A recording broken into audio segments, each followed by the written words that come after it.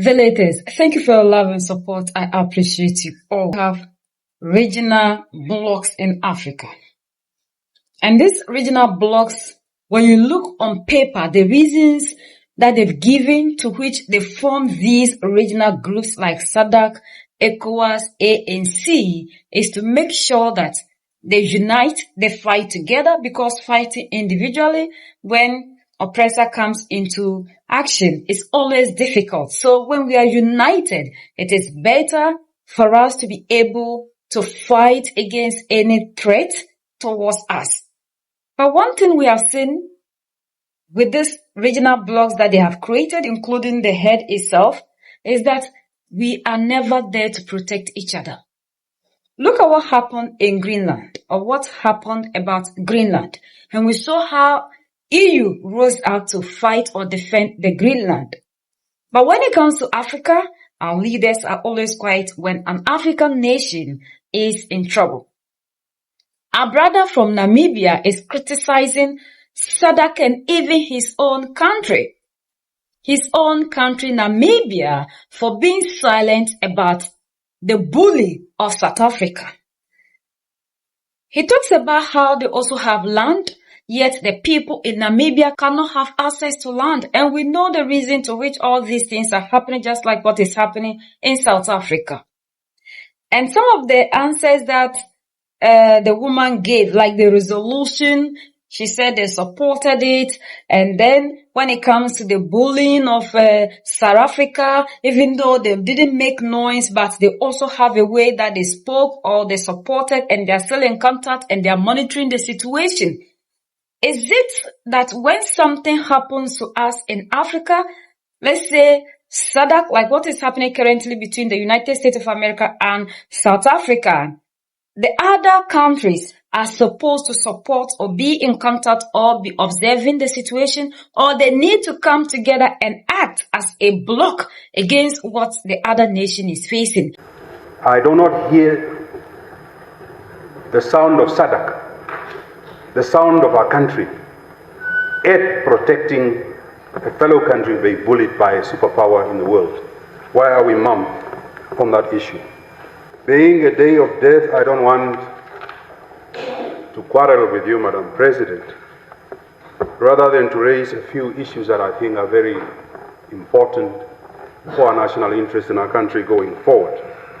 One, Madam President, as a former Foreign Affairs Minister, a renowned, respected diplomat, our foreign policy is very mum and quiet when we see our neighboring country, South Africa, being bullied by the United States of America. I do not hear the sound of SADC, the sound of our country, yet protecting a fellow country being bullied by a superpower in the world. Why are we mum on that issue? On the economy, Madam President, national interest drives the party that I lead. We can not push this economy forward if we are not bringing around transformational leadership in the economy. Uganda is growing at 8% this year. We are growing at 3%, 1.13%. What are you going to do with stimulation of rural economy by making sure that the properties that are in the rural areas also join the property regime to double the output of our economy? Is it something that your government is ready to engage in order to double the output of our economy? Jobs. Madam President, if there is something that gives me sleepless nights in this country, is youth unemployment that is hovering at 47 to 50%. The only industry that can salvage young people to access jobs is the agricultural sector. And I've been lamenting this issue in private and in the open with you. The agricultural drive that this country is pushing is not to deliver the jobs that we need for our young people in this country. We are the less users of our perennial rivers. We don't have an irrigation policy at this point in time. Madam President, will you be able to call your Brazilian ambassador in Brazil and tell him to give you a quote of 200 cattle, dairy cows, so that we open Vungu Dairy Center? Will you be ready to tell tomatoes farmers, we have built a plant in Umsati, under NIDA? Nothing is happening there. So can we drive youth unemployment in this country without really industrializing and revolutionizing agriculture? Third, joint declaration. The UN has declared a resolution on slavery, demanding trillions of dollars. As a person of your political acumen and record that has fought apartheid, why are you allowing Germany to practice apartheid atonement to the genocide victims of the Herreros and the Namas? The Germans are paying the Jewish every year 1 billion for the last 80 years. They have paid 90 billion. Every year they pay $1 billion to Jews, but they want to pay Namibians 1 billion in the next 25 years.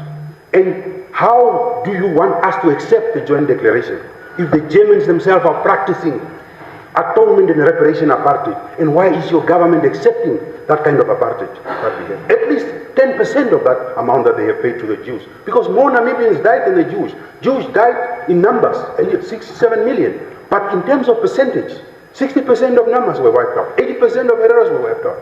So is the government ready to really position the negotiations so that we get a fair deal for these communities and that we don't allow apartheid atonement and reparation to be given? Lastly, Madam President, one of the things that worries me is housing, sanitation. Madam President, this is a country that has a square kilometer of over 845,000 square kilometers, with a population of 3 million. Namibians don't lack the capacity to build homes. Namibia lacks the access to land. How are you going to revolutionize access to land in a country where we have a biggest land mass? This country is 8 times bigger than Germany, but yet we cannot give land to our people. How are we going to expedite land availability to the people of this country? That's my first thought. Thank you very much. Yes, Honorable Benani, about our neighbor. We might not have maybe made notes that you talk about, but we are in contact. We are in contact with the South Africans. I had that's why when they even had the G20 summit, they selected a few countries that could attend. And in our region, I think there were only 2, Namibia, one of them. And it was during that time that we had also very serious discussion on the matter. And we continue to be working with the South Africans. It's our big neighbor across, and our 2 economies are really interlinked, and we cannot afford not to be following what is happening. Yes, I'm aware of the resolution that was passed recently. We supported it. Maybe you saw my statement and how we supported it. And the Germans, what they are doing to the Jews. So when we first brought the joint declaration here, you remember there was Article 21? 21 that was talking about closing the chapter. And that's where we say, no, this we cannot. It cannot talk about closing the chapter because we know where they started with the Jews. They started not at the level where they are now. And that's exactly we are saying, let us start, but then we must leave that open. That is why it's now open in the joint declaration. So in the review of the joint declaration, so that we will continue to really, in the same way they are treating the Jews, they should also treat us. Hence that opening that we are now having, instead of to say, once when you start monitoring them and their actions, nobody will tell you where they really belong, because it's like all of them are doing everything possible in their power to be at the mercy of the oppressor. And that is the reason to which we are not seeing the unity. What we are expecting our leaders to be doing is not that when a country is facing problem in the continent, that country should be left alone to deal with these people, because the people that are coming here to do anything at all that they want, they come united. And that is why whenever the United States of America does something, EU comes in to support, even though it is not good, but as long as it is the United States of America, they back. But you can never see African Union rising to protect any country, to talk of the smaller regional blocks that we have. How do you tell me that you are in contact, you are monitoring the situation, you didn't make noise? You should come out together, family, rejecting what the United States of America is doing. US isn't doing what they were doing to South Africa, or they are doing to South Africa in silence. You are monitoring the situation in which way? Unemployment. Look at the rate of unemployment. How are these leaders making sure that Africans will get something to be doing? Because we have all the resources that will generate us the employment that we need. And look at the comparison when it comes to the GDP growth, how they are crawling.